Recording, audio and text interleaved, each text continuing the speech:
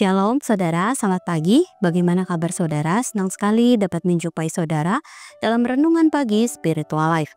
Pagi hari ini kita akan kembali merenungkan firman Tuhan dalam Keluaran 18 ayat 1-4 dengan judul Tangan Tuhan di Tengah Penderitaan. Saya akan bacakan bagian perikop firman Tuhan bagi kita semua. Demikian firman Tuhan. Yitro, imam di Midian dan mertua Musa, mendengar tentang yang dilakukan Allah bagi Musa dan Israel, umatnya, bagaimana Tuhan telah membawa orang Israel keluar dari Mesir. Lalu Yitro, mertua Musa, membawa serta Zipora, istri Musa yang dahulu dipulangkan oleh Musa, dan kedua anak laki-lakinya yang seorang bernama Gersom, sebab Musa berkata, "Aku telah menjadi seorang pendatang di negeri asing."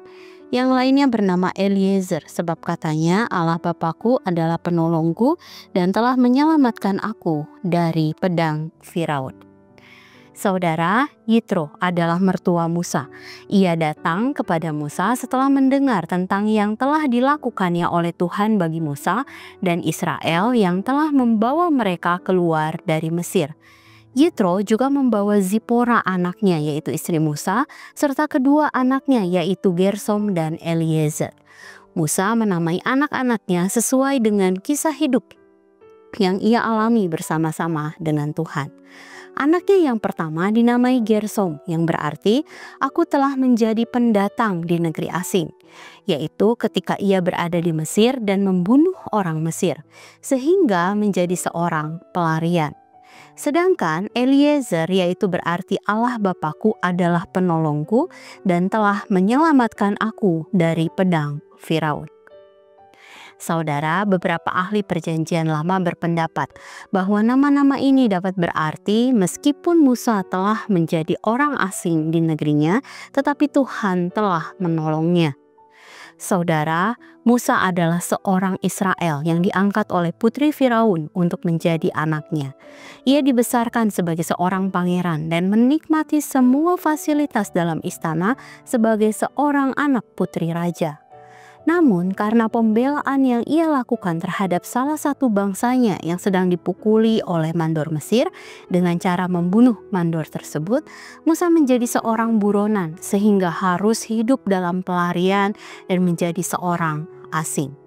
Dalam masa pelariannya ini, iman Musa bertumbuh sebab Allah menolongnya dengan mempertemukannya dengan Yitro, menikah dengan Zipora dan memiliki anak-anak. Kemudian Tuhan memanggil Musa untuk menyelamatkan umatnya. Dengan demikian, kisah hidup Musa menunjukkan bahwa tangan Tuhan bekerja dalam penderitaan umatnya.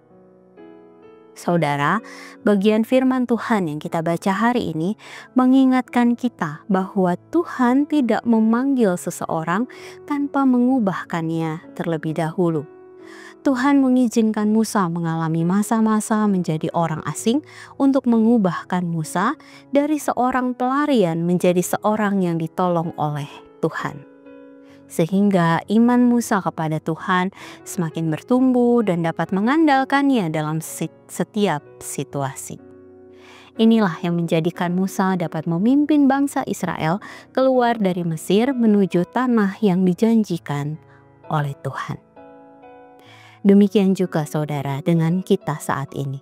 Apapun yang menjadi pergumulan atau kesulitan yang sedang kita hadapi saat ini, percayalah tangan Tuhan sedang membentuk kita saat ini. Oleh karena itu, lembutkan hati kita untuk menerima semua proses Tuhan dalam kehidupan kita melalui penderitaan yang kita alami. Karena perubahan diri kita tersebut akan memberikan dampak kepada keluarga kita, gereja kita, kota kita, bahkan mungkin negara kita. Saudara, mari sejenak kita merenungkan firman yang baru saja kita dengar. Saudara, bagaimana cara kita merespon situasi kehidupan kita? Mari percayalah bahwa kesulitan apapun yang saat ini sedang kita hadapi, Tuhan akan berkarya, menolong, membentuk kita untuk menjadi semakin serupa dengan gambarannya.